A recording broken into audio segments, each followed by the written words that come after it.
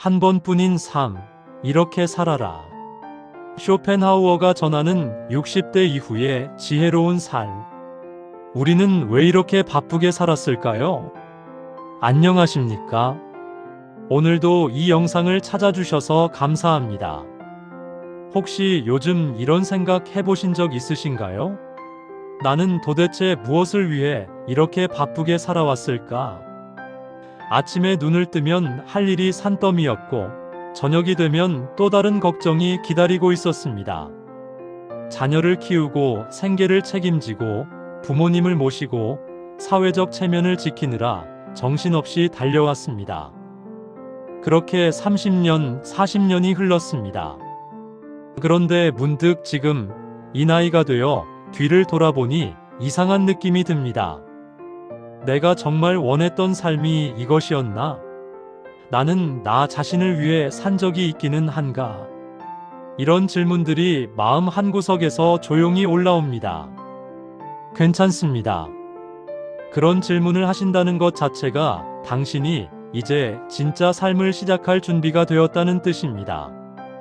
오늘 제가 여러분과 함께 나누고 싶은 이야기는 19세기 독일의 철학자 아르투어 쇼펜하우어의 지혜입니다. 쇼펜하우어라는 이름 어디선가 들어보셨을 겁니다. 니체가 스승으로 모셨고 톨스토이가 감명받았으며 아인슈타인이 위로받았다는 그 철학자입니다. 그런데 이 사람 참 특이한 철학자였습니다. 다른 철학자들이 이렇게 하면 행복해질 수 있다고 말할 때 쇼펜하우어는 인간은 근본적으로 불행한 존재다라고 말했으니까요. 너무 비관적이라고요? 아닙니다. 오히려 그 반대입니다. 쇼펜하우어는 우리가 왜 불행한지를 정확히 알아야만 비로소 평온해질 수 있다고 믿었습니다. 마치 병을 치료하려면 먼저 정확한 진단이 필요한 것처럼 말입니다. 특히 쇼펜하우어의 철학은 60대 이후를 사는 우리에게 더 깊은 울림을 줍니다. 왜냐하면 그는 젊음의 욕망, 명예의 헛됨, 타인의 시선으로부터의 자유, 고독의 가치, 그리고 죽음과의 화해에 대해 누구보다 솔직하고 진솔하게 이야기했기 때문입니다. 오늘 이 시간, 저는 쇼펜하우어의 사상을 빌려 여러분께 이야기하고 싶습니다. 한 번뿐인 이 삶을, 남은 시간을 어떻게 살아야 후회 없이 평온하게 그리고 진정으로 나답게 살 수 있는지에 대해서 말입니다. 편안하게 앉으셔서 차 한 잔 옆에 두고 천천히 들어주시면 감사하겠습니다. 오늘 이 이야기가 여러분의 마음에 작은 위로가 되었으면 합니다. 1장 쇼펜하우어가 말한 인간의 본질 우리는 왜 늘 불행한가? 쇼펜하우어는 이렇게 말했습니다. 인간은 욕망하는 존재다. 그리고 욕망이 있는 한 고통도 함께 따라온다. 처음 이 말을 들으면 너무 당연한 이야기처럼 들립니다. 하지만 곰곰이 생각해보면 이것은 우리 인생 전체를 관통하는 진실입니다. 우리는 평생 무언가를 원했습니다. 어렸을 때는 좋은 학교에 들어가고 싶었고, 청년기에는 좋은 직장을 얻고 싶었습니다. 결혼하고 나서는 내 집 마련이 목표였고, 자녀가 생기면 그 아이들이 잘 되기를 바랬습니다. 은퇴 후에는 건강하게 오래 살고 싶고, 자식들이 자주 찾아오기를 바랍니다. 이 모든 것이 욕망입니다. 나쁜 것이 아닙니다. 인간이라면 당연한 것입니다. 그런데 쇼펜하우어가 발견한 것은 이겁니다. 욕망에는 두 가지 고통이 따라온다는 것입니다. 첫 번째 고통은 얻지 못했을 때의 고통입니다. 원하는 것을 얻지 못하면 우리는 괴롭습니다. 승진하지 못했을 때, 원하는 집을 사지 못했을 때, 자녀가 기대에 미치지 못했을 때, 우리는 좌절합니다. 이것은 누구나 아는 고통입니다. 그런데 두 번째 고통이 있습니다. 이것이 더 중요합니다. 바로 얻었을 때의 고통입니다. 얻었는데 왜 고통스럽죠? 이렇게 물으실 수 있습니다. 쇼펜하우어는 이렇게 설명합니다. 우리가 무언가를 얻으면 처음에는 기쁩니다. 하지만 그 기쁨은 오래가지 않습니다. 며칠, 길어야 몇 달입니다. 그러고 나면 익숙해집니다. 익숙해지면 당연하게 느껴집니다. 당연해지면 더 이상 만족스럽지 않습니다. 그래서 우리는 다시 새로운 것을 욕망하게 됩니다. 이것이 바로 욕망의 쳇바퀴입니다. 여러분의 삶을 한번 돌아보십시오. 그토록 원하던 것을 얻었을 때 정말 행복하셨습니까? 물론 처음에는 기뻤을 겁니다. 하지만 얼마 지나지 않아 다시 다른 걱정이 생기지 않았습니까? 집을 샀을 때를 생각해 보십시오.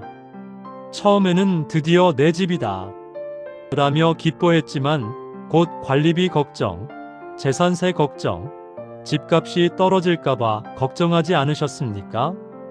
자녀가 좋은 대학에 합격했을 때를 떠올려 보십시오. 처음에는 정말 기뻤지만 곧 취업 걱정, 결혼 걱정이 따라오지 않았습니까? 이것이 쇼펜하우어가 말한 욕망의 본질입니다. 욕망은 절대 우리를 만족시켜주지 않습니다. 하나를 이루면 다시 다음 것을 원하게 만듭니다. 그런데 더 큰 문제가 있습니다. 바로 비교입니다. 쇼펜하우어는 이렇게 말했습니다. 인간의 불행은 가진 것의 절대적 양이 아니라 타인과의 비교에서 온다. 깊이 생각해 볼 만한 말입니다. 우리는 월급 10만 원 올랐다고 기뻐하다가도 옆 사람이 20만 원 올랐다는 소리를 들으면 순식간에 불행해집니다. 내 자식이 좋은 회사에 취직했다고 기뻐하다가도 친구 자식이 더 좋은 회사에 갔다는 이야기를 들으면 마음이 무거워집니다. 왜 그럴까요? 객관적으로 보면 우리 상황은 나아진 것인데 왜 불행해질까요? 쇼펜하우어의 답은 명쾌합니다. 인간은 절대적 행복을 추구하는 것이 아니라 타인보다 나은 상대적 위치를 추구하기 때문이다. 참으로 씁쓸한 진실입니다. 우리는 평생 남과 비교하며 살았습니다. 학교 성적, 직장, 집, 차, 자녀의 스펙. 끝없는 비교의 연속이었습니다. 그리고 지금 60대가 넘은 나이에도 여전히 비교하고 있습니다. 누구는 자식이 더 잘 됐다. 누구는 연금을 더 많이 받는다. 누구는 손주가 더 예쁘다. 언제까지 이렇게 살아야 할까요? 쇼펜하우어는 젊은 시절에 우리가 가진 가장 큰 착각에 대해서도 이야기했습니다. 젊을 때 우리는 이렇게 생각했습니다. 지금은 힘들지만 목표를 이루고 나면 행복해질 거야. 조금만 더 참자. 조금만 더 견디자. 승진하면 행복해질 줄 알았습니다. 집을 사면 행복해질 줄 알았습니다. 자녀가 성공하면 행복해질 줄 알았습니다.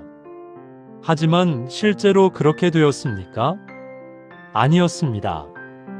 목표를 이루고 나면 잠시 기쁘다가 곧 다음 목표가 생겼습니다. 그리고 그것을 향해 또 달렸습니다. 그렇게 평생을 미래의 행복을 위해 현재를 희생하며 살았습니다. 쇼펜하우어는 이것을 삶의 가장 큰 비극이라고 불렀습니다.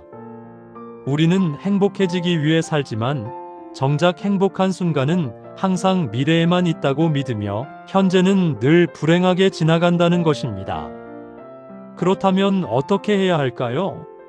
욕망을 아예 버려야 할까요? 아무것도 바라지 말아야 할까요? 쇼펜하우어의 대답은 이겁니다.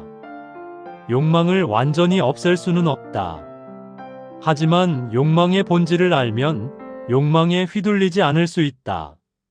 자, 이제 여러분께 조용히 질문 하나 드리고 싶습니다. 지금 이 순간 당신이 진정으로 원하는 것은 무엇입니까? 더 많은 돈입니까? 더 큰 집입니까? 자녀의 성공입니까? 타인의 인정입니까? 아니면 그저 마음의 평온입니까? 쇼펜하우어는 말합니다. 60년을 살아온 당신이라면 이제는 알아야 한다고. 진짜 행복은 무언가를 얻는 것이 아니라 덜 괴로워지는 것이라고. 다음 장에서는 나이가 든다는 것, 마음이 늙는다는 것이 왜 축복인지에 대해 이야기하겠습니다. 이 장 마음이 늙어야 비로소 자유로워진다. 우리 사회는 늙음을 두려워합니다. 주름이 생기는 것을 싫어하고 흰머리를 염색하고 젊음을 유지하려고 애씁니다. 노화는 패배이고 젊음은 승리라고 배웠습니다. 하지만 쇼펜하우어는 정반대로 말합니다. 육체는 늙지만 정신은 성숙한다. 그리고 진정한 자유는 나이가 들어서야 비로소 찾아온다. 무슨 뜻일까요? 젊었을 때를 한번 떠올려 보십시오. 20대, 30대의 당신은 얼마나 불안했습니까? 타인의 시선이 얼마나 신경 쓰였습니까? 남들이 나를 어떻게 볼까? 내가 뒤처지는 건 아닐까? 나는 충분히 인정받고 있는가? 이런 생각들로 머릿속이 가득했습니다. 그 시절에 우리는 남의 눈으로 세상을 봤습니다. 내가 좋아하는 것이 아니라 남들이 좋다고 하는 것을 원했습니다. 내가 입고 싶은 옷이 아니라 유행하는 옷을 입었습니다. 내가 가고 싶은 길이 아니라 남들이 인정해주는 길을 걸었습니다. 왜 그랬을까요? 쇼펜하우어는 이렇게 설명합니다. 젊음이란 욕망이 가장 강렬한 시기다. 그리고 욕망이 강할수록 타인의 인정이 필요하다. 젊을 때 우리는 인정받고 싶었습니다. 부모님에게, 선생님에게, 친구에게, 동료에게, 사회에게 인정받고 싶었습니다. 그 인정이 없으면 불안했습니다. 그래서 늘 긴장했고, 늘 경쟁했고, 늘 남의 눈치를 봤습니다. 하지만 지금은 어떻습니까? 60대가 넘은 지금, 솔직히 말씀드려 보십시오. 아직도 남의 시선이 그렇게 중요합니까? 옆집 사람이 나를 어떻게 생각하는지가 밤잠을 설칠 정도로 신경 쓰입니까? 아마 아닐 겁니다. 이것이 바로 나이 들매의 첫 번째 선물입니다. 타인의 시선으로부터의 자유입니다. 쇼펜하우어는 이렇게 말했습니다. 인간은 나이가 들수록 타인의 의견에 덜 의존하게 된다. 이것은 지혜의 시작이다. 젊었을 때는 친구가 100명이어야 할 것 같았습니다. SNS에 좋아요가 많아야 할 것 같았습니다. 모임에 빠지면 소외될 것 같았습니다. 하지만 지금은 압니다. 진짜 친구는 많지 않아도 된다는 것을, 질이 양보다 중요하다는 것을, 혼자 있는 시간이 외롭기만 한 것이 아니라 오히려 소중하다는 것을, 이것이 마음이 늙는다는 것의 의미입니다. 쇼펜하우어는 또 이렇게 말합니다. 젊음은 아름답지만 어리석다. 노년은 추하지만 지혜롭다. 가혹한 말처럼 들릴 수 있지만 진실입니다. 젊었을 때 우리는 많은 것을 잘못 판단했습니다. 중요한 것과 중요하지 않은 것을 구분하지 못했습니다. 돈이 전부인 줄 알았고, 명예가 행복을 가져다 줄 줄 알았고, 남의 인정이 나를 완성시켜 줄 줄 알았습니다. 하지만 지금은 압니다. 그것들이 얼마나 덧없는지를. 여러분, 혹시 이런 경험 있으신가요? 젊었을 때 그렇게 갖고 싶었던 것을 막상 나이 들어서 갖게 되었는데, 이게 뭐라고 그렇게 원했지? 하는 생각이 든 적 말입니다. 명품 가방, 비싼 차, 큰 집. 젊었을 때는 그것이 행복의 상징처럼 보였지만 막상 갖고 나니 별것 아니더라는 경험 말입니다. 이것이 바로 나이가 주는 두 번째 선물입니다. 본질을 보는 눈입니다. 쇼펜하우어는 이렇게 조언합니다. 나이가 들수록 집착을 내려놓아야 한다. 집착은 젊은이의 특권이지 노년의 미덕이 아니다. 집착, 참 무서운 단어입니다. 우리는 평생 무언가에 집착하며 살았습니다.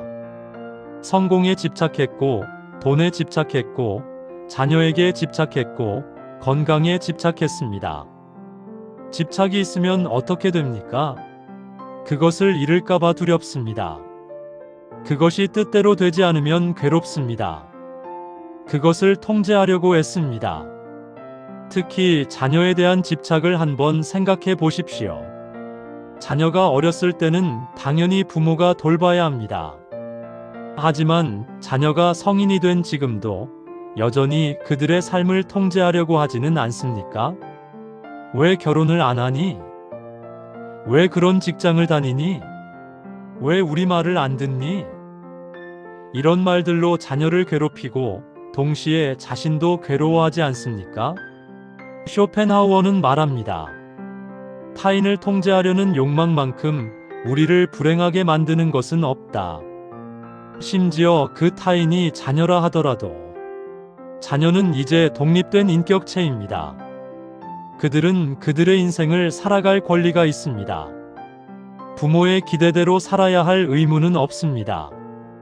이것을 받아들이는 것, 이것이 바로 집착을 내려놓는 것입니다. 쉽지 않습니다. 평생을 자녀를 위해 살아왔는데 갑자기 내려놓으라니 쉽지 않습니다. 하지만 내려놓지 않으면 자녀도 불행하고 당신도 불행합니다. 쇼펜하우어의 말을 다시 한번 떠올려 봅시다.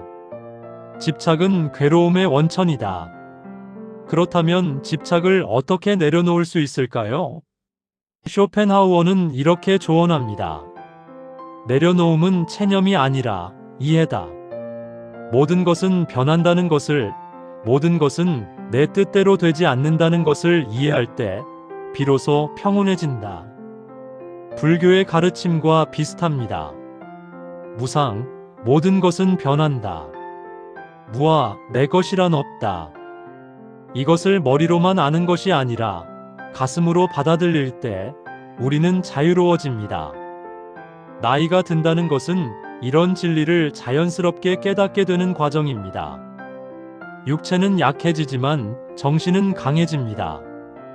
욕망은 줄어들지만 지혜는 늘어납니다. 타인의 시선은 덜 신경 쓰이지만 자기 자신을 더 사랑하게 됩니다. 이것이 바로 마음이 늙는다는 것의 진정한 의미입니다. 혹시 여러분은 아직도 나이 드는 것을 슬퍼하고 계십니까? 젊음을 그리워하고 계십니까? 쇼펜하우어는 말합니다. 젊음을 그리워하는 것은 감옥 생활을 그리워하는 것과 같다. 젊음은 아름답지만 동시에 욕망의 감옥이기도 합니다. 지금의 당신은 그 감옥에서 조금씩 자유로워지고 있는 것입니다. 이것을 축복으로 받아들이십시오. 다음 장에서는 쇼펜하우어가 말하는 진정한 행복에 대해 이야기하겠습니다. 3장 쇼펜하우어의 행복 철학 고요한 일상의 가치. 행복이란 무엇인가? 철학자들이 수천 년 동안 던진 질문입니다. 그리고 대부분의 철학자들은 이렇게 답했습니다. 행복은 무언가를 성취했을 때 오는 기쁨이다. 행복은 덕을 실천했을 때 느끼는 만족감이다. 하지만 쇼펜하우어는 완전히 다르게 답합니다. 행복은 무언가를 얻는 것이 아니다. 행복은 고통이 없는 상태다. 처음 들으면 너무 소극적으로 들릴 수 있습니다. 그럼 그냥 아무것도 안 하고 가만히 있으라는 말인가? 이렇게 생각하실 수도 있습니다. 하지만 쇼펜하우어의 뜻은 그게 아닙니다. 그는 우리가 행복을 잘못 이해하고 있다고 지적하는 겁니다. 우리는 평생 이렇게 생각했습니다. 행복하려면 무언가를 해야 한다. 목표를 이루어야 한다. 성공해야 한다. 인정받아야 한다. 그래서 쉬지 않고 달렸습니다. 그런데 이상한 일이 벌어졌습니다. 목표를 이루고 나면 잠깐 기쁘다가 곧 다시 공허해졌습니다. 그래서 또 다른 목표를 세우고 또 달렸습니다. 그렇게 평생을 행복을 찾아 달려왔지만 정작 행복했던 순간은 많지 않았습니다. 왜 그랬을까요? 쇼펜하우어는 이렇게 설명합니다. 우리는 행복을 적극적인 쾌락으로 착각한다. 하지만 진정한 행복은 고통이 없는 평온한 상태다. 조금 더 쉽게 풀어볼까요? 건강할 때는 건강의 소중함을 모릅니다. 하지만 아프고 나서 낫고 나면 그냥 아프지 않다는 것만으로도 행복합니다. 이것이 쇼펜하우어가 말하는 행복입니다. 무언가를 새로 얻는 것이 아니라 고통이 사라진 상태, 그것이 진짜 행복이라는 겁니다. 생각해 보십시오.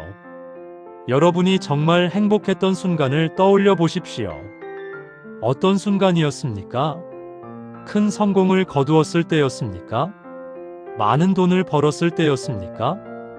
아마 그런 순간도 있었겠지만 더 깊이 떠올려 보면 아주 작은 순간들이 생각날 겁니다. 햇살 좋은 오후, 창가에 앉아 차를 마시던 순간, 산책길에 마주친 예쁜 꽃 한 송이, 오랜만에 만난 친구와의 따뜻한 대화, 손주가 웃으며 안겨오던 순간, 아무 걱정 없이 푹 잤던 어느 밤. 이런 순간들은 특별한 성취가 없었습니다. 하지만 고통이 없었습니다. 걱정이 없었습니다. 욕망이 없었습니다. 그저 현재에 온전히 존재했습니다. 이것이 바로 쇼펜하우어가 말하는 행복입니다. 그는 이렇게 말합니다. 인생에서 가장 행복한 사람은 평온한 일상을 가진 사람이다. 평온한 일상. 참으로 단순한 말입니다. 하지만 이것을 얻기가 얼마나 어려운지 60년을 살아온 여러분은 잘 아실 겁니다.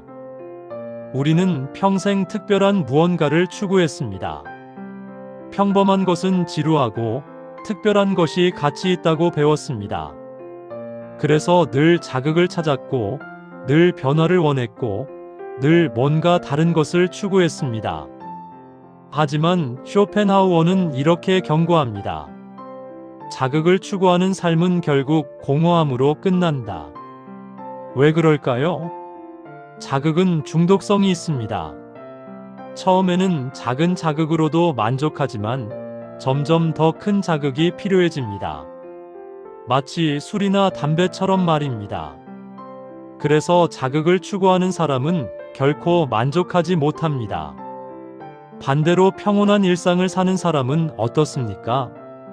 아침에 일어나 창문을 열고 신선한 공기를 마십니다. 천천히 아침을 먹고 가벼운 산책을 합니다.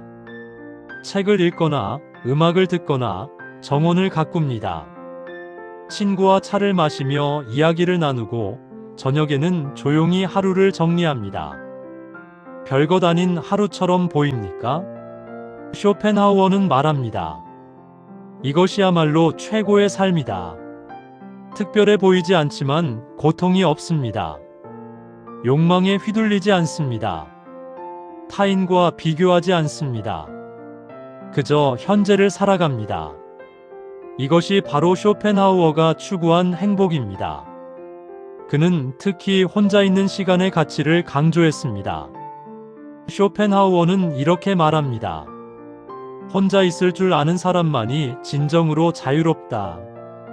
우리 문화는 외로움을 나쁜 것으로 가르쳤습니다. 사람은 사람과 어울려야 한다. 혼자 있으면 외롭다. 친구가 많아야 행복하다. 이렇게 배웠습니다. 하지만 쇼펜하우어는 정반대로 말합니다. 혼자 있지 못하는 사람은 자기 자신이 누구인지 모르는 사람이다. 깊이 생각해 볼 만한 말입니다. 왜 사람들은 혼자 있는 것을 두려워할까요? 왜 항상 누군가와 함께 있으려고 할까요? TV를 켜고 스마트폰을 보고 끊임없이 자극을 찾을까요? 쇼펜하우어의 답은 이겁니다. 자기 자신과 마주하는 것이 두렵기 때문이다. 혼자 조용히 있으면 생각이 떠오릅니다. 후회, 걱정, 불안, 공허함. 이런 감정들과 마주하는 것이 두렵습니다. 그래서 사람들은 이것을 피하려고 끊임없이 바깥으로 향합니다. 하지만 쇼펜하우어는 말합니다. 진정한 평온은 자기 자신과 화해했을 때만 가능하다. 자기 자신과 화해한다는 것, 무슨 뜻일까요? 내 인생의 실수를 인정하는 것입니다. 내 한계를 받아들이는 것입니다. 완벽하지 않은 나 자신을 용서하는 것입니다. 그리고 그럼에도 불구하고 나 자신을 존중하는 것입니다. 이것이 되면 혼자 있는 시간이 외롭지 않습니다. 오히려 소중해집니다. 쇼펜하우어는 특히 3가지 활동을 추천했습니다. 독서, 산책, 사색입니다. 독서는 다른 사람의 지혜를 빌려 내 생각을 확장하는 일입니다. 좋은 책은 좋은 친구보다 나을 때가 많습니다. 친구는 때로 우리를 피곤하게 하지만 책은 우리를 풍요롭게 합니다. 산책은 몸과 마음을 동시에 치유하는 일입니다. 걷는 동안 생각이 정리됩니다. 자연을 보며 위로를 받습니다. 쇼펜하우어는 매일 2시간씩 산책했다고 합니다. 사색은 자기 자신과 대화하는 일입니다. 조용히 앉아 인생을 돌아보고 오늘을 음미하고 내일을 준비합니다. 이것은 명상과도 비슷합니다. 이 3가지는 모두 혼자 하는 활동입니다. 그리고 모두 돈이 들지 않습니다. 특별한 재능이 필요하지도 않습니다. 누구나 할 수 있습니다. 하지만 현대인들은 이것을 잘하지 않습니다. 왜냐하면 우리는 생산적인 활동만 가치 있다고 배웠기 때문입니다. 독서, 산책, 사색은 시간 낭비처럼 보입니다. 뭔가를 성취하는 것이 아니니까요. 하지만 쇼펜하우어는 말합니다. 인생에서 가장 가치 있는 시간은 아무것도 성취하지 않는 시간이다. 역설적이지만 진실입니다. 우리는 평생 무언가를 성취하느라 바빴습니다. 그런데 정작 행복했던 순간은 아무것도 하지 않던 순간이었습니다. 지금 60대 이후를 사는 여러분께 드리고 싶은 질문이 있습니다. 아직도 무언가를 성취해야 한다고 생각하십니까? 아직도 바쁘게 살아야 한다고 생각하십니까? 쇼펜하우어는 말합니다.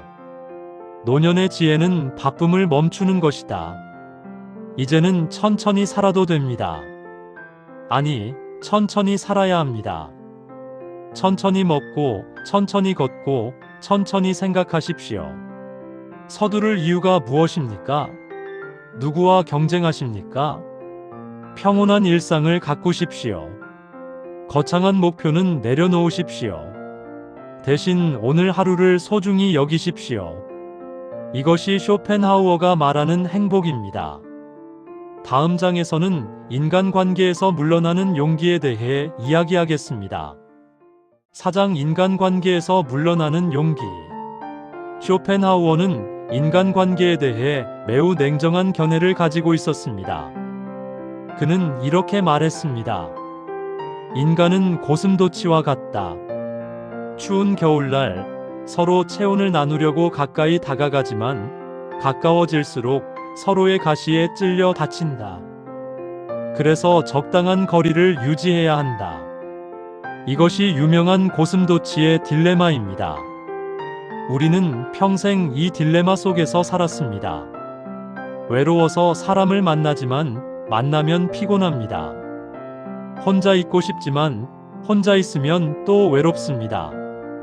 가까워지고 싶지만 너무 가까우면 서로 상처를 줍니다. 특히 60대 이후에는 이 딜레마가 더 복잡해집니다. 자녀는 독립했습니다. 배우자와는 오랜 세월을 함께했지만 때로는 말이 통하지 않습니다. 친구들은 하나둘 멀어지거나 아프거나 세상을 떠나기도 합니다. 새로운 사람을 만나기는 점점 어려워집니다. 그래서 많은 분들이 고민합니다. 나이 들어 혼자 남으면 어떡하지? 외롭게 늙으면 어떡하지? 하지만 쇼펜하우어는 이렇게 말합니다. 나이가 들수록 관계가 줄어드는 것은 자연스러운 일이다. 이것을 두려워할 필요가 없다. 왜 그럴까요? 쇼펜하우어는 이렇게 설명합니다. 젊을 때는 많은 사람이 필요하다. 하지만 나이가 들면 질이 양보다 중요해진다. 젊었을 때를 생각해 보십시오. 친구도 많았고, 모임도 많았고, 할 이야기도 많았습니다. 주말마다 약속이 있었고, 연락처에는 수많은 이름이 있었습니다. 하지만 지금은 어떻습니까? 연락처에 있는 대부분의 사람들과는 더 이상 연락하지 않습니다. 모임도 귀찮아졌습니다. 굳이 만나지 않아도 될 사람과의 약속은 부담스럽습니다. 이것이 정상입니다. 쇼펜하우어는 말합니다. 나이가 들면서 관계가 줄어드는 것은 상실이 아니라 정화다. 정화. 좋은 표현입니다. 우리는 평생 많은 사람을 만났습니다. 그 중에는 진짜 친구도 있었지만 그냥 아는 사람도 많았습니다. 억지로 맞춰준 관계도 있었고 체면 때문에 유지한 관계도 있었습니다. 나이가 들면 이런 관계들이 자연스럽게 걸러집니다. 진짜 중요한 사람만 남습니다. 이것을 슬퍼할 일이 아니라 오히려 축복으로 받아들여야 합니다. 쇼펜하우어는 특히 상처 주는 관계에 대해 단호하게 말합니다. 어떤 관계는 유지하지 않는 것이 더 낫다. 특히 우리에게 지속적으로 고통을 주는 관계는 끊어내야 한다. 혹시 이런 관계 있지 않으십니까? 만날 때마다 기분이 나쁜 사람, 자꾸 비교하게 만드는 사람, 나를 무시하거나 깎아내리는 사람, 일방적으로 요구만 하는 사람. 이런 사람과의 관계를 우리는 왜 유지합니까? 예정 때문에 오래 알았으니까 끊기가 미안해서. 하지만 쇼펜하우어는 묻습니다. 당신의 평온이 더 중요한가? 아니면 그 사람의 기분이 더 중요한가? 가혹하게 들릴 수 있지만 진지하게 생각해 볼 질문입니다. 남은 인생이 얼마나 됩니까? 10년, 20년, 30년. 그 귀한 시간을 당신을 불편하게 만드는 사람과 함께 보낼 이유가 있습니까? 쇼펜하우어는 말합니다. 고독은 실패가 아니라 선택이다. 우리 문화는 혼자 있는 사람을 외톨이 실패자로 봅니다. 친구도 없나? 외롭지 않나? 이렇게 묻습니다. 하지만 쇼펜하우어는 정반대로 말합니다. 혼자 있을 줄 아는 사람이야말로 정신적으로 풍요로운 사람이다.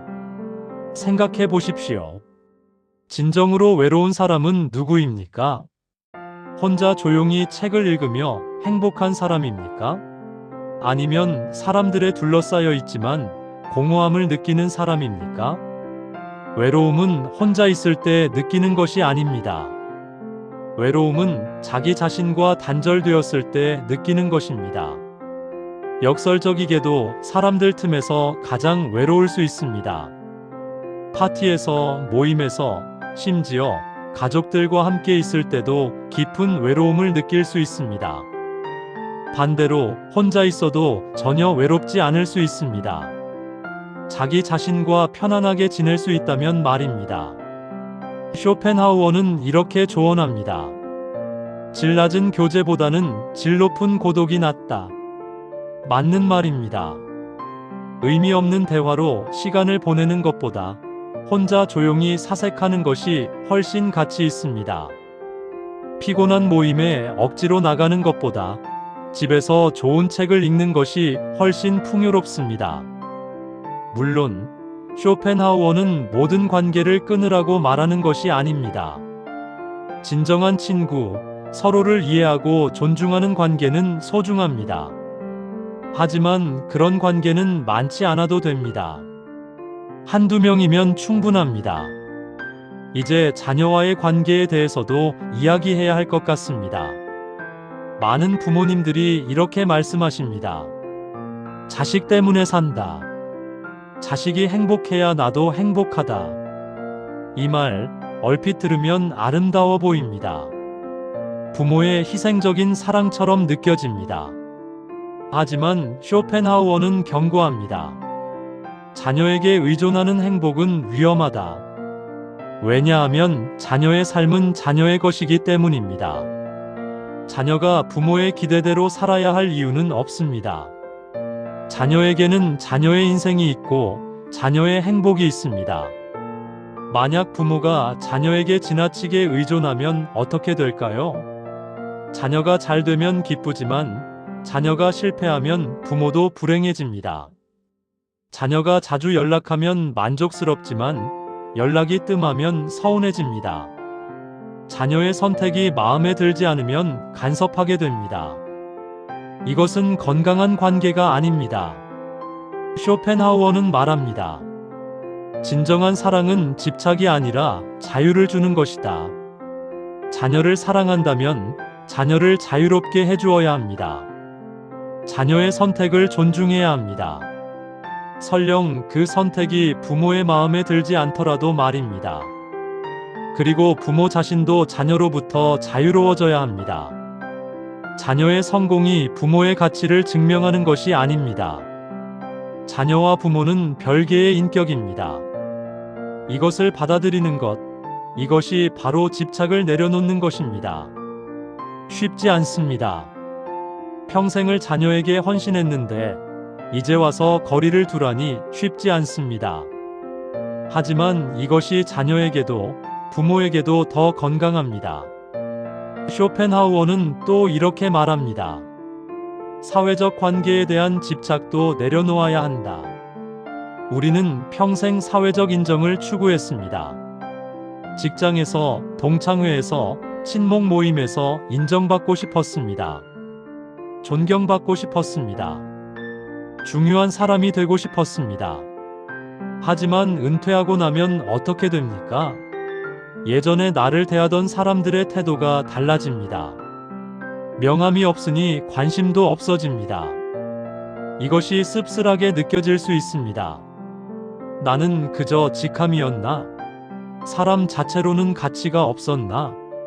하지만 쇼펜하우어는 이것을 다르게 봅니다. 이제야 비로소 진짜 당신을 보는 사람만 남는다. 직함 때문에 다가온 사람들은 떠났습니다.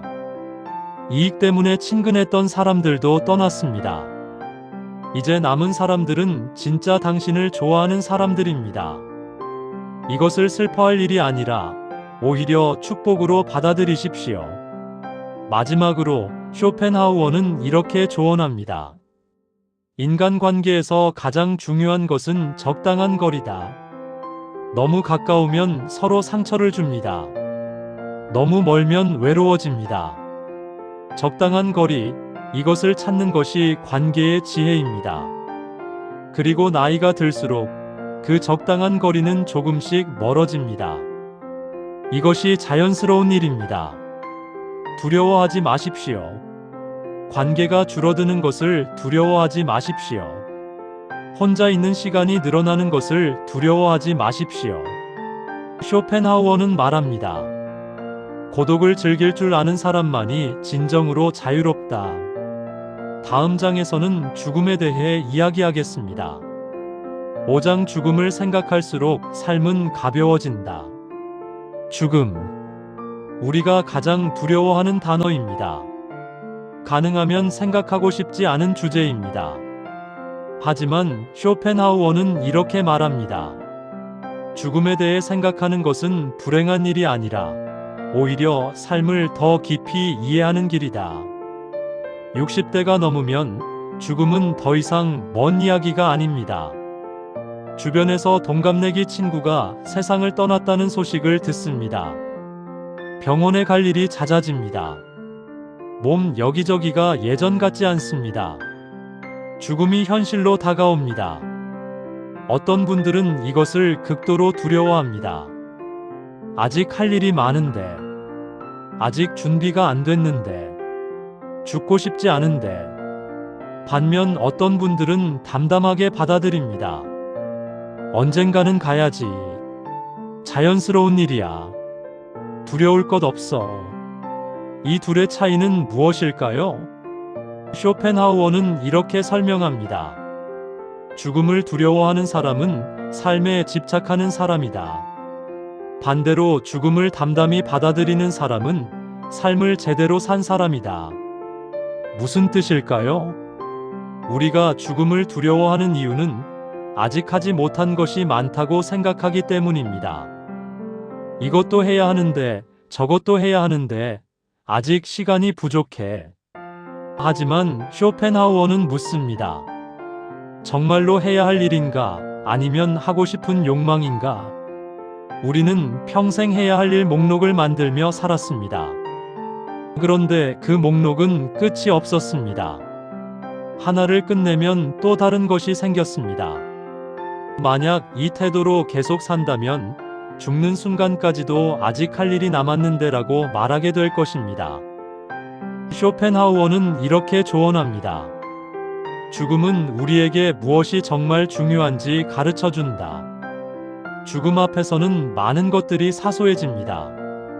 남들보다 조금 더 성공했는지, 조금 더 많은 돈을 벌었는지, 조금 더 큰 집에 살았는지, 이런 것들이 과연 중요합니까? 죽을 때 무덤까지 가져갈 수 있는 것은 아무것도 없습니다. 돈도, 명예도, 집도, 차도 가져갈 수 없습니다. 그렇다면 무엇이 남습니까? 쇼펜하우어는 말합니다. 남는 것은 우리가 어떻게 살았는가, 어떤 사람이었는가, 그것뿐이다.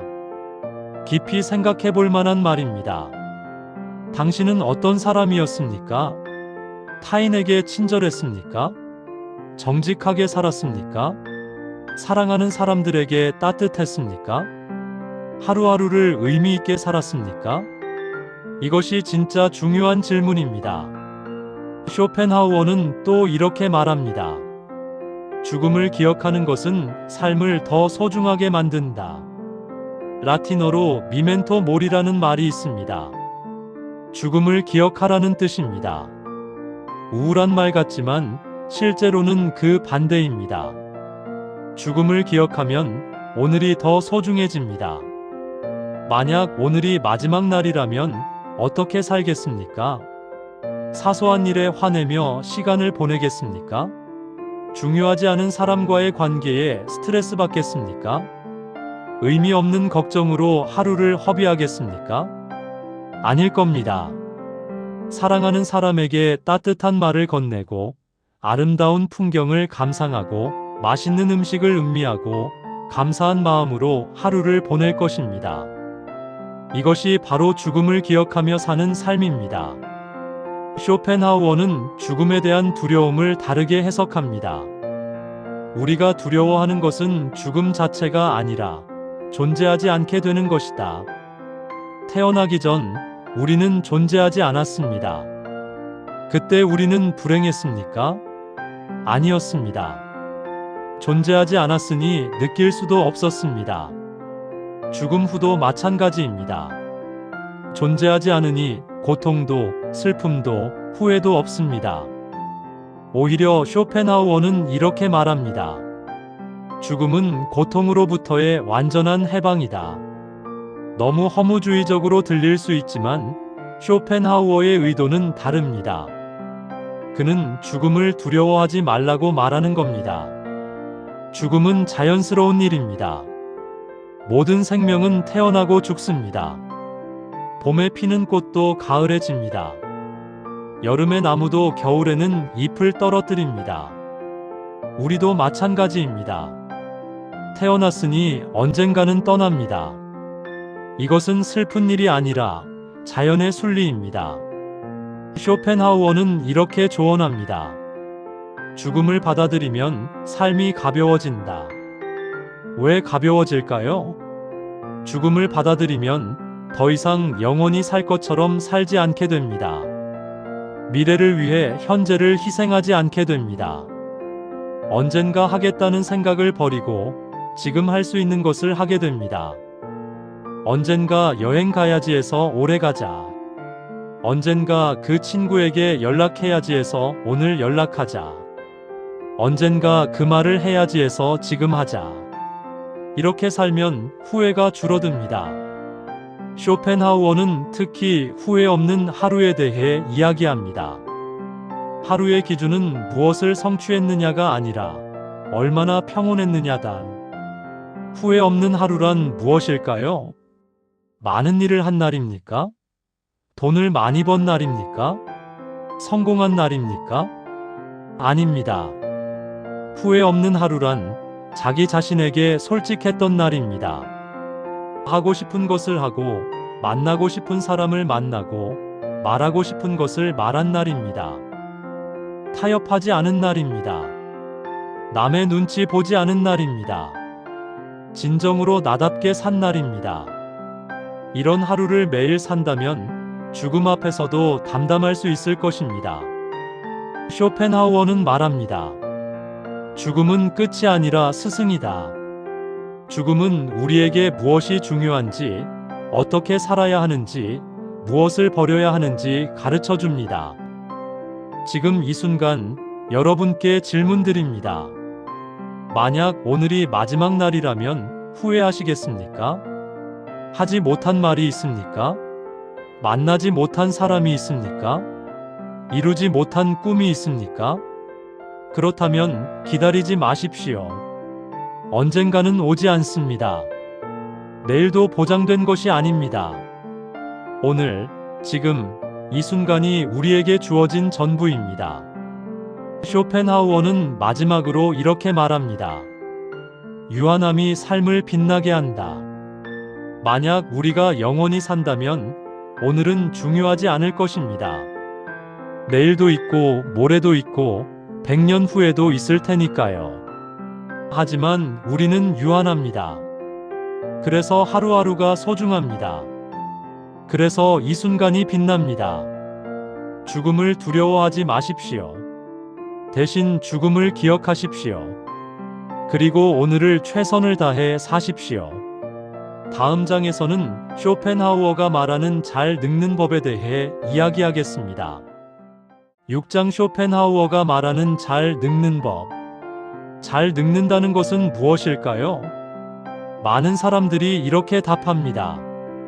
건강하게 늙는 것이다. 경제적으로 여유롭게 늙는 것이다. 자녀가 잘 되어서 편안하게 늙는 것이다. 하지만 쇼펜하우어는 다르게 답합니다. 잘 늙는다는 것은 마음이 평온한 것이다.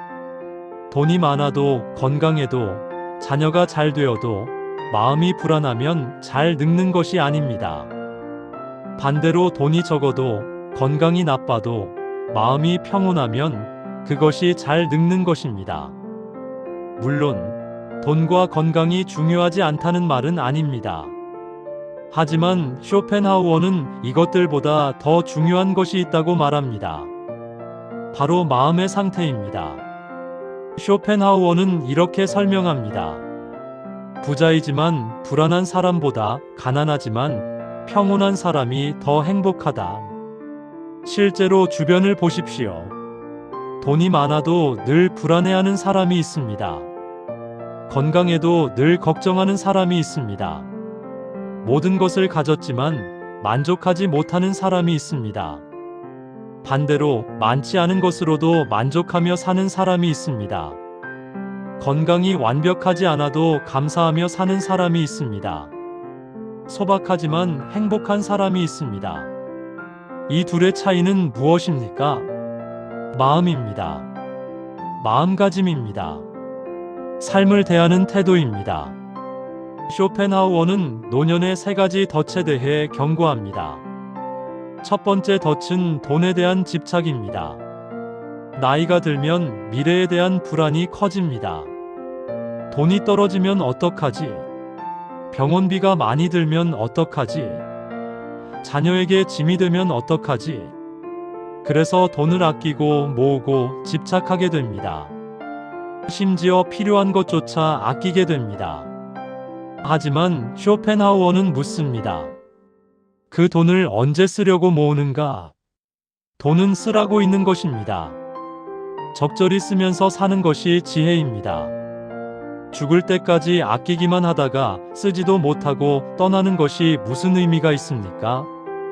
물론 무분별하게 쓰라는 말은 아닙니다. 하지만 의미 있는 것에는 돈을 써야 합니다.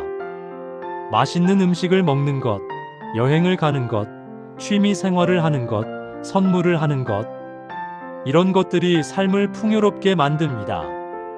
쇼펜하우어는 말합니다. 돈의 가치는 그것을 얼마나 가지고 있느냐가 아니라 어떻게 사용하느냐에 달려 있다. 두 번째 덫은 명예에 대한 미련입니다. 은퇴하고 나면 예전의 지위와 권한이 사라집니다. 더 이상 사람들이 예전처럼 대하지 않습니다. 이것이 씁쓸하게 느껴질 수 있습니다. 어떤 분들은 이것을 받아들이지 못합니다.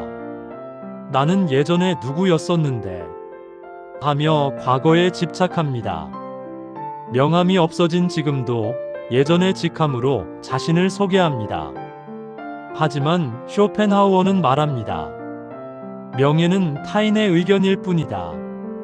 그것에 매달리는 것은 어리석다. 생각해 보십시오. 명예란 무엇입니까? 남들이 나를 높게 평가하는 것입니다. 그런데 그것이 진짜 나의 가치를 말해줍니까? 아닙니다. 나의 가치는 타인의 평가가 아니라 내가 어떤 사람인가에 달려 있습니다. 쇼펜하우어는 이렇게 조언합니다.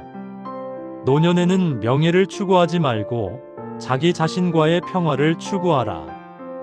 과거의 영광에 집착하지 마십시오. 그것은 이미 지나갔습니다. 지금 중요한 것은 현재의 당신이 어떤 사람인가입니다.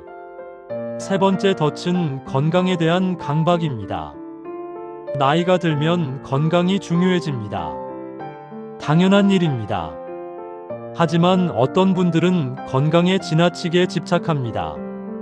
매일 몇십 가지 영양제를 먹고 조그만 증상에도 불안해하고 건강 정보에 집착하고 운동에 강박적으로 매달립니다. 물론 건강 관리는 중요합니다. 하지만 쇼펜하우어는 이렇게 경고합니다. 건강을 위해 사는 것은 본말이 전도된 것이다. 건강은 삶을 위한 수단이지 목적이 아니다. 무슨 뜻일까요? 우리는 건강하게 살기 위해 태어난 것이 아닙니다. 삶을 즐기고 의미 있게 살고 사랑하기 위해 태어났습니다. 건강은 그것을 위한 도구일 뿐입니다. 만약 건강을 유지하기 위해 모든 즐거움을 포기하고 하고 싶은 것을 참고 두려움 속에서 산다면 그것이 과연 의미 있는 삶입니까? 쇼펜하우어는 이렇게 조언합니다. 건강을 관리하되 집착하지는 마라. 완벽한 건강은 불가능하다. 나이가 들면 어딘가는 아프다. 그것을 받아들여라. 깊이 생각해 볼 만한 말입니다. 나이가 들면 몸이 예전 같지 않습니다. 여기저기 아프고 기력이 떨어지고 피곤이 쉽게 오고 회복이 느립니다. 이것은 자연스러운 일입니다. 싸워봤자 이길 수 없는 자연의 법칙입니다.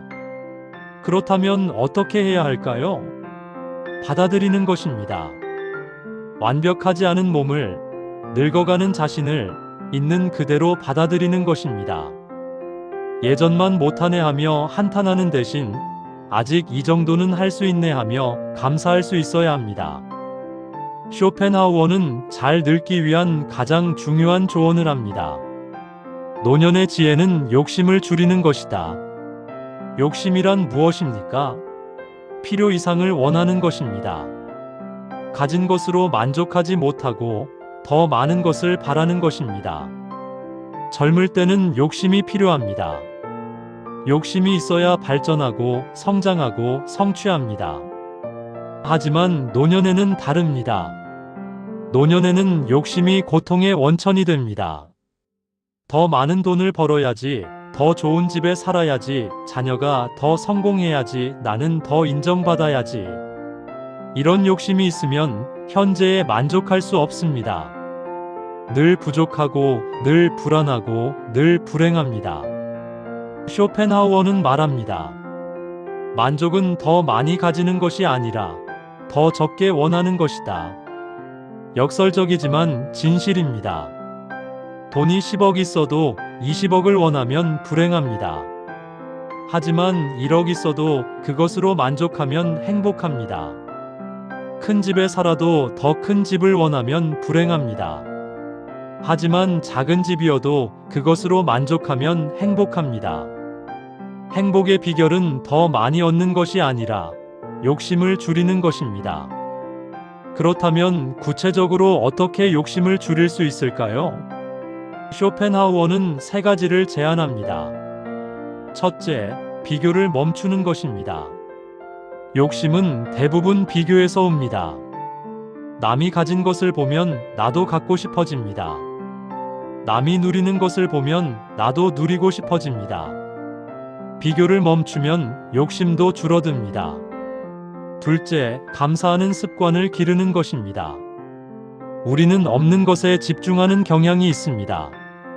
하지만 있는 것에 집중하면 이미 우리가 많은 것을 가지고 있다는 것을 깨닫게 됩니다.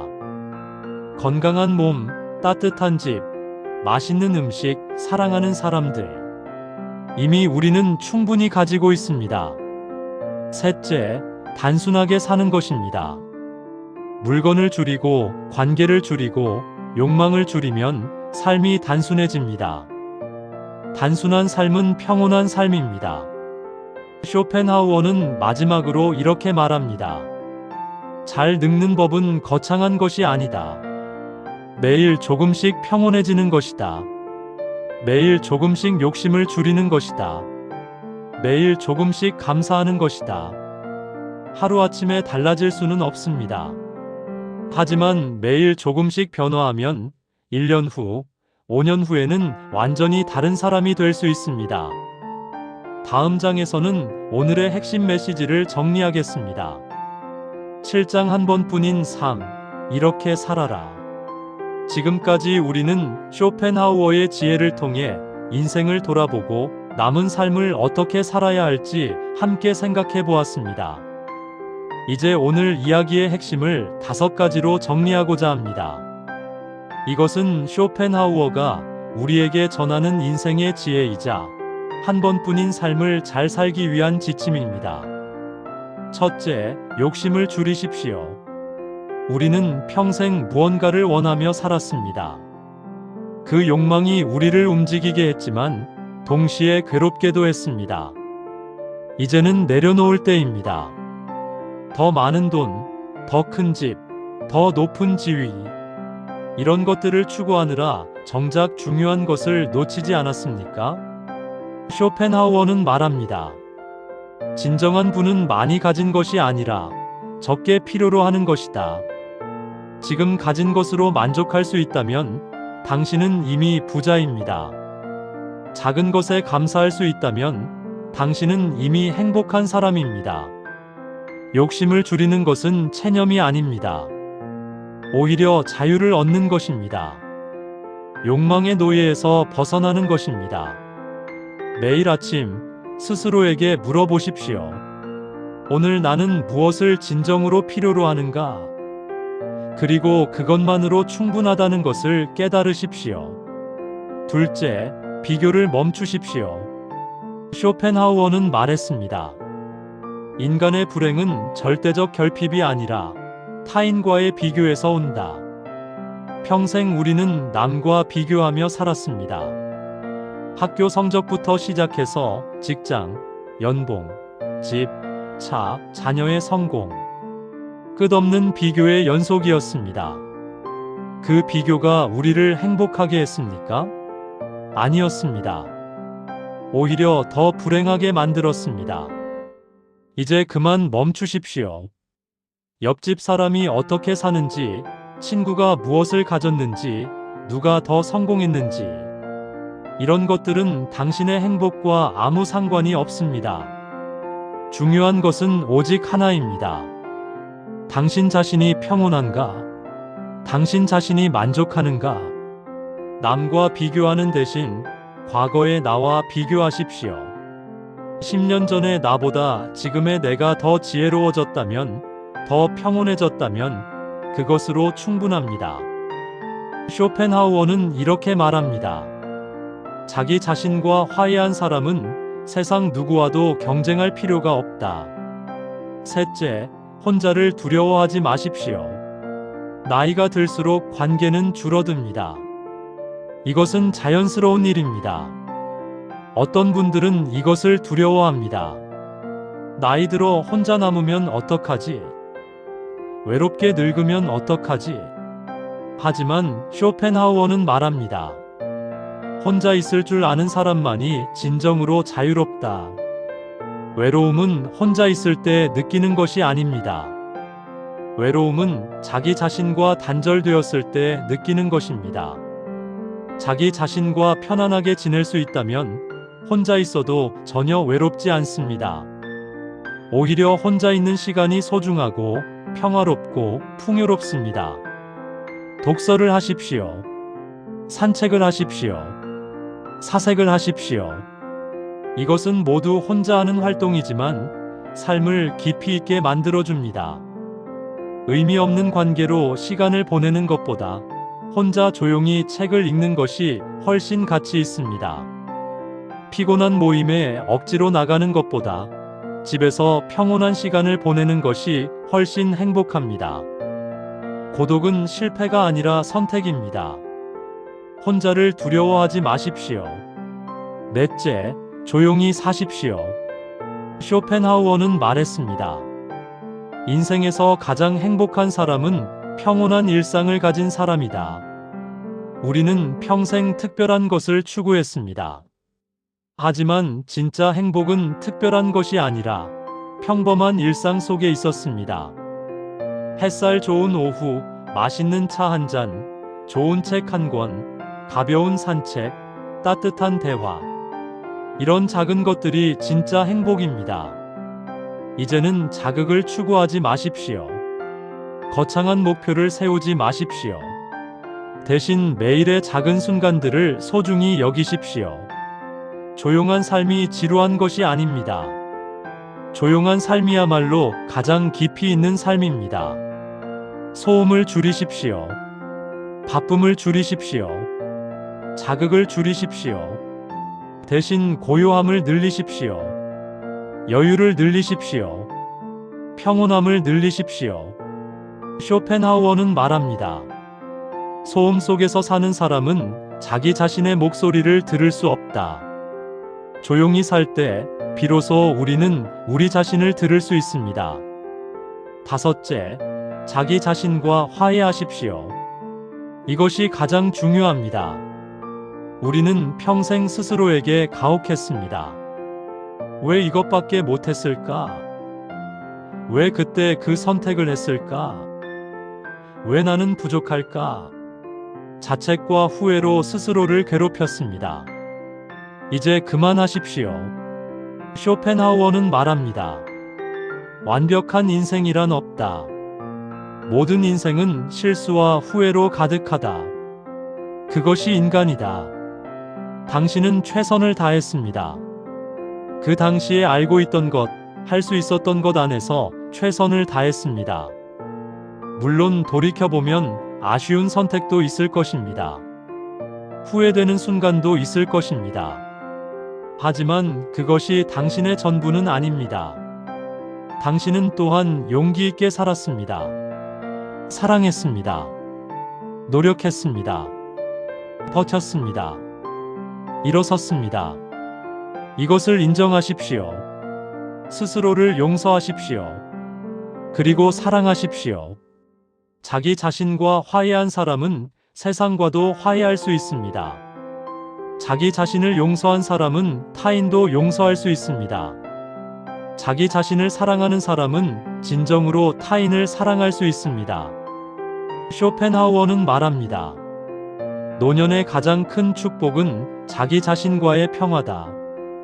매일 거울을 보며 스스로에게 말하십시오. 수고했어. 잘 견뎠어. 고마워. 이 5가지를 기억하십시오. 욕심을 줄이고 비교를 멈추고 혼자를 두려워하지 않고 조용히 살고 자기 자신과 화해하십시오. 이것이 쇼펜하우어가 전하는 한 번뿐인 삶을 잘 사는 법입니다. 마무리 오늘부터 시작하는 평온한 삶. 긴 시간 함께 해주셔서 감사합니다.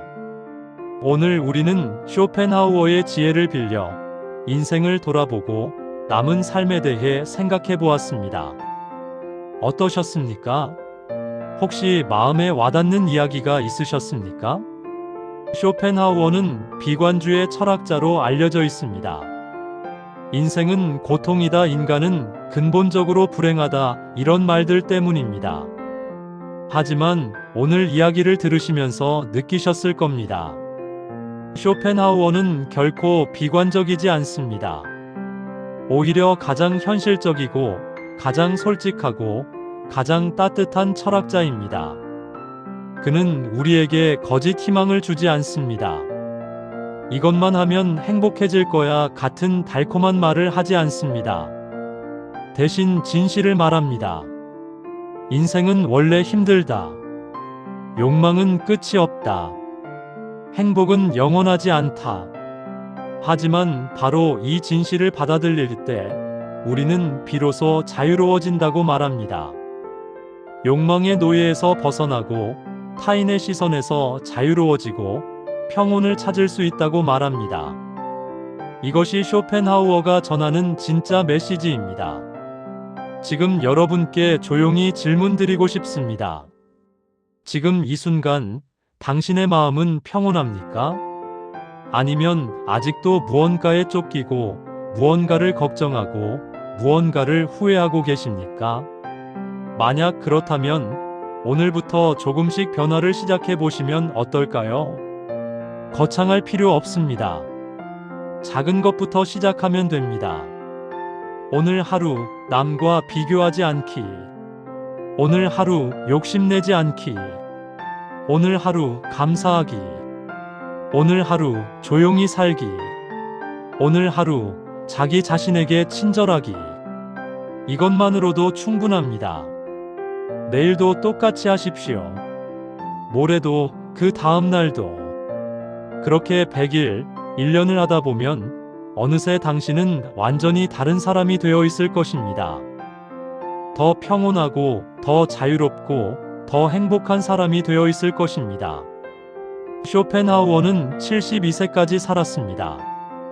긴 생애 동안 그는 많은 고통을 겪었습니다. 우울증으로 괴로워했고 사람들에게 오해받았고 외로웠습니다. 하지만 그는 말년에 이렇게 말했다고 합니다. 나는 행복했다. 왜냐하면 나는 나 자신과 화해했고 세상과 화해했고 삶을 있는 그대로 받아들였기 때문이다. 여러분도 그렇게 되실 수 있습니다. 남은 인생이 얼마나 되든 그것은 중요하지 않습니다. 중요한 것은 그 시간을 어떻게 사느냐입니다. 욕심 없이, 비교 없이, 두려움 없이, 조용히, 그리고 자기 자신과 화해하며 살아가십시오. 그것이 쇼펜하우어가 전하는 한 번뿐인 삶을 잘 사는 법입니다. 마지막으로 쇼펜하우어의 말 한마디를 여러분께 선물하고 싶습니다. 인생은 짧다. 하지만 평온한 마음으로 살면 그 짧은 인생도 충분히 아름답다. 오늘 밤 잠들기 전에 스스로에게 물어보십시오. 오늘 나는 평온했는가? 만약 그렇다면 그것으로 충분합니다. 오늘은 성공한 하루입니다. 만약 그렇지 않았다면 괜찮습니다. 내일 다시 시작하면 됩니다. 매일 조금씩 평온을 향해 걸어가십시오. 그것이 우리가 할 수 있는 최선입니다. 긴 시간 함께 해주셔서 진심으로 감사드립니다. 여러분의 남은 인생이 평온과 지혜로 가득하기를 진심으로 기원합니다. 오늘 하루도 내일 하루도 당신답게 살아가시기를 바랍니다. 감사합니다.